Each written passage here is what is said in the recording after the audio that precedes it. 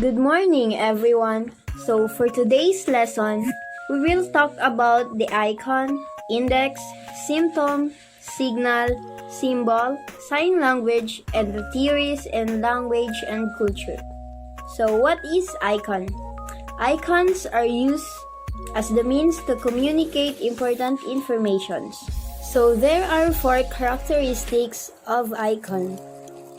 First is the clarity. Icons should be understandable to the user in a single glance. They should be designed and drawn clearly and relative to the context or object you are trying to represent. The clarity in icons enhances the memorability of the design as the user can recognize from the prior references. For example, the icon of an airplane for putting the phone to a flight mode is easily understandable by the user. Second characteristic is the consistency. The style, the color schemes you should choose decide icons should be consistent throughout the interface. It should resonate with the other elements of the interface. The consistency helps in better understandability of the interface as the user can relate with the previous interaction he had with the interface. Last but not least, choose a consistent style across the interface. The third characteristic is the scalability. The icons you design should be scalable for smaller to larger screens. Designers face this issue while designing for larger screens. If not appropriately scaled, when the user views the same website on a smaller screen, the icons appear pixelated as well as distorted. It ends up providing a bad experience to the user. The last one is the color scheme. Color schemes you chose for your icons are essential as well. The color palette you choose or the style guide you decide for your icons defines a lot about the brand and the visual appearance of the icons. Every color you choose should have a meaning attached to it. Correctly chosen colors can set the look and style aside and helps in delivering the correct message. If the correct combination of color and style, both that are resonating with your brand, are chosen, the icons become more useful both for the brand and the user. Following the common characteristics of an icon helps maintain consistency and the user will be able to relate better, which in turn increases the usability of the entire product or the website. Next is the index. Index is a list of data such as group of files of database entries and an alphabetical list at the end of a book that shows the page where each thing in the list can be found. A group of related things that are in alphabetical or numerical order. Indexes often include information about each item in the list, such as metadata or keywords, that allows the data to be searched via the index instead of reading through each file individually. Next is the symptom. Symptom is any phenomenon or circumstance accompanying something and serving as evidence of it, a sign or indication of something, a phenomenon that arises from and accompanies a particular disease or disorder and serves as an indication of it. Examples of the symptoms are struggles to say sounds or words, repetition of words or parts of words, speak in short, fragmented phrases, says words in the wrong order, struggles with using words and understanding others, and etc. Next is the signal. Consider words and phrases that indicate relationship between ideas. For example, the transition signal, for example, is used to give examples, while the word while is used to show a contrast. In addition, there are phrases like in addition for adding new ideas. Likewise, there are words such as likewise to connect similar ideas. Next is a symbol. A symbol is a mark, Sign or word that indicates, signifies, or is understood as representing an idea, object, or relationship. Symbols allow people to go beyond what is known or seen by creating linkage between otherwise very different concepts and experiences. All communication and data processing is achieved through the use of symbols. Symbols take the form of words, sounds, gestures, ideas, or visual image and are used to convey other ideas and beliefs. For example, a red octagon is a common symbol for stop. On maps, blue lines often represent rivers, and the red rose often symbolizes love and compassion. Numerals are symbols for numbers. Letters of an alphabet may be symbols for certain phonemes, and personal names are symbols representing individuals. The variable x in a mathematical equation may symbolize the position of a particle in space. Last is the sign language. Sign language are language that use the visual manual modality to convey meaning.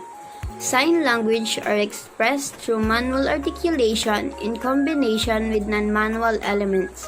Sign language are full-fledged natural language with their own grammar and lexicon. I have here the two of the different types of sign language in the world. First is the Pidgin Signed English or the Signed English of the United States. Second is the Filipino Sign Language or the Philippine Sign Language. PSE or the Pidgin Signed English is the most commonly used sign language in the United States among deaf individuals. The vocabulary is drawn from ASL, however it follows English word order. And here in the Philippines, the originating sign language is the Philippine Sign Language or the Filipino Sign Language. Like other sign language, FSL is a unique language with its own grammar, syntax, and morphology. It is neither based on nor resembles Filipino or English. We will now go into the theories. Theories in language and culture. Psychologists and educators seek the explanation of how children acquire language, even though there are no language and culture involved.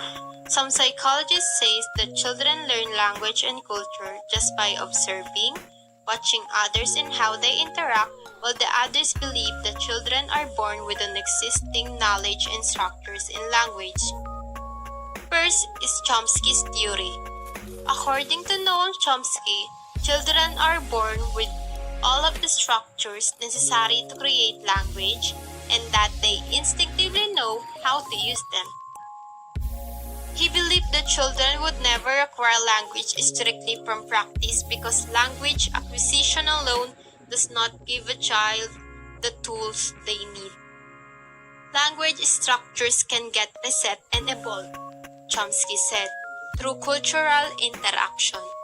A single cultural shift could create changes in language. Example, you are born in the Philippines and you speak Tagalog, and then you move to another country.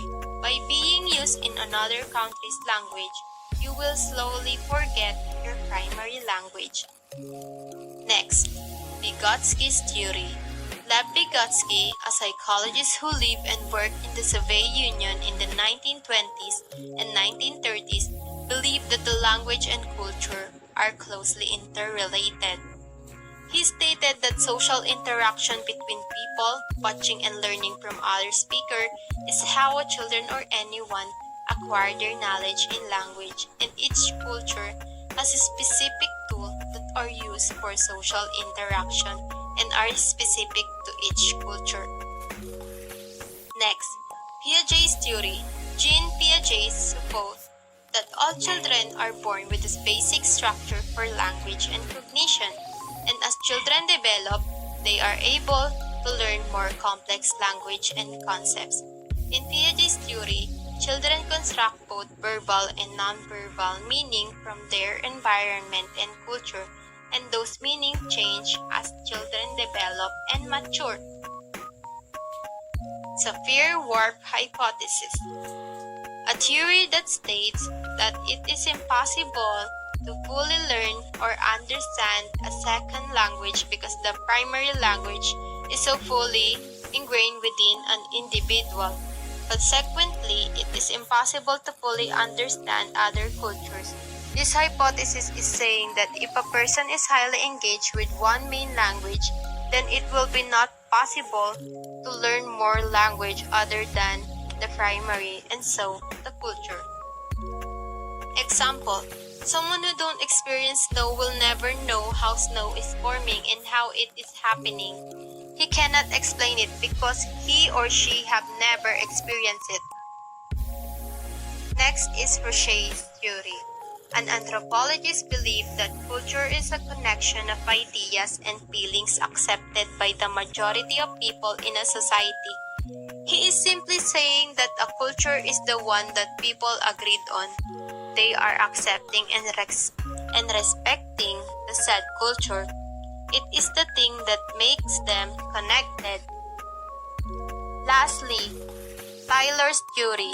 An anthropologist says in his primitive culture that culture in a complex definition includes beliefs, arts, skills, moralities, laws, tradition, and behaviors that an individual as a member of society get from his own society. Tyler said that someone acquired beliefs in the culture in his or her own environment. It cannot be from another society. Culture does not come from anywhere. We hope you learned and gained new knowledge from what we have discussed. Thank you and God bless us all.